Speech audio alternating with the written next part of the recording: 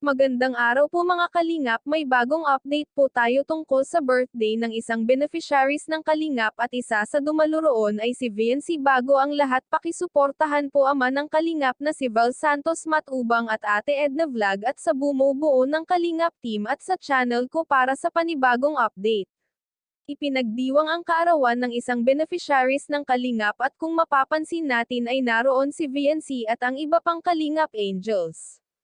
Bukod sa kalingap naroon rin ang ALM para handogon siya ng makeover at ayusan. At may kakaibang kinikilos nga itong si VNC na maninabago sa inyong paningin. Napakasimple lamang niya kung mag-ayos sa sarili at habang nagsasaya ang lahat si VNC ay mukhang nahihiya ito. Pero naghandog rin ito ng mensahe sa taong may birthday, samantalang habang nagtatago si VNC sa likod ni Carla. Bakit kaya?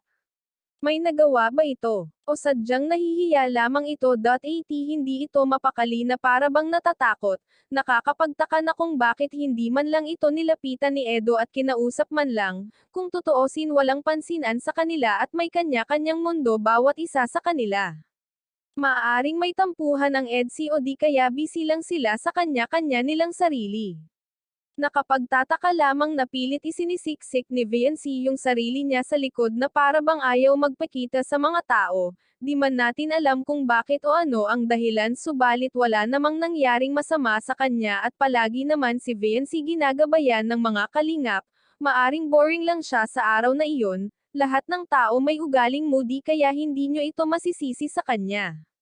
Subalit abala naman ang iba pang mga kalingap dahil sa biglaan nilang pagsurpresa sa kanilang beneficiaries at hinandugan ito ng maliit na kaganapan sa bahay nila mismo, kaya isinantabi nila muna ang kalingap angels at sinama ito sa paghahanda. Maraming salamat po, pakisuportahan po Kalingap Rob channel at sa aking YouTube channel. Please like, share, subscribe and comment ng inyong mga opinion. Thank you and God bless.